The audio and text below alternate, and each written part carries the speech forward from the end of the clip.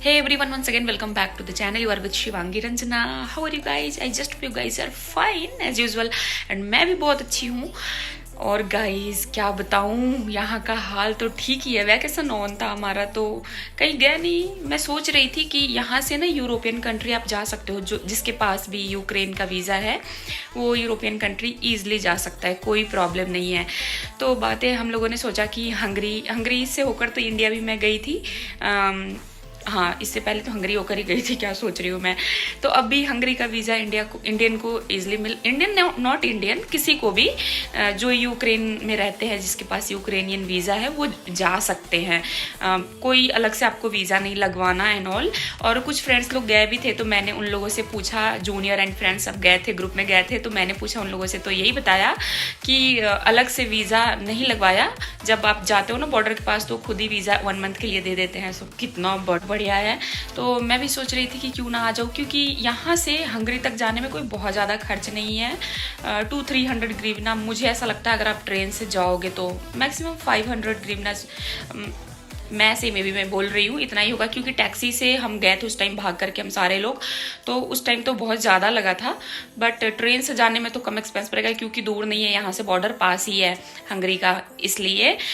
और वहाँ वीज़ा आपको फ्री ऑफ कॉस्ट मिल रहा है. कैपिटल सिटी जो हंगरी का है बुदापेस्ट, वहाँ के लिए भी आपको ट्रेन का टिकट फ्री ऑफ कॉस्ट दिया जा रहा है. अब भी 1 साल हो गए फिर भी. सो आप जा सकते हो. एंड वहाँ पर आपका जो भी है खाने वाने एंड घूमने रहने के लिए तो आपको तो खुद करना पड़ेगा ऑफ कोर्स.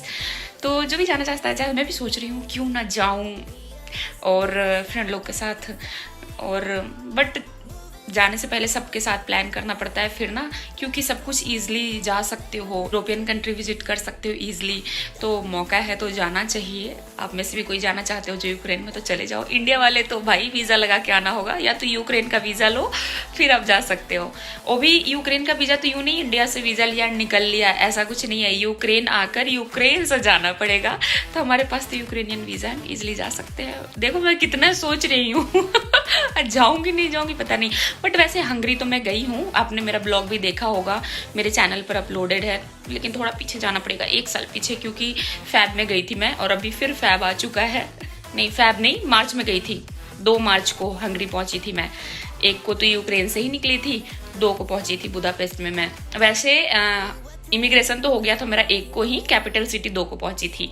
सो ये है. फिर चलो मैं आपसे बातें करूंगी. आज मैं बनाई हूँ फिश कड़ी. बहुत मज़ा आने वाला है क्योंकि मुझे फिश बहुत पसंद है और मेरा one of the favourite food कह सकते हो. तो मैं आपको अभी बैक कैमरे से दिखाऊंगी. बहुत सारा फिश बना लिया है, 2-3 बार मज़े में खाऊंगी मैं एंड मेरी फ्रेंड, हम दोनों. और 1-2 फ्रेंड और भी अगल बगल रहते हैं, तो मैंने सोचा कि चलो उनको भी थोड़ा इन्वाइट कर लेती हूँ. ऐसे भी वैकेशन ऑन है ब्रो, क्या बताना. मैं आप लोगों को भी ब्रो बोल रही हूँ. आपस में हम लोग बातें करते हैं तो ब्रो करते होते हो, ये आपको भी ब्रो चलो अभी तो हमारे फ्रेंड एंड फैमिली यही हो.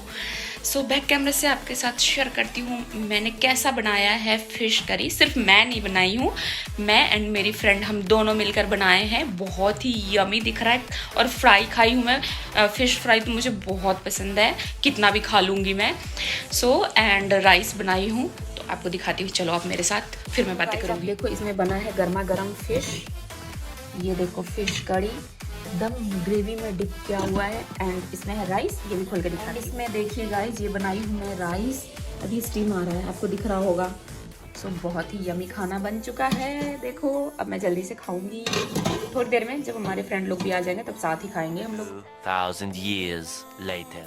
Just like we're supposed to, goodbye to the past.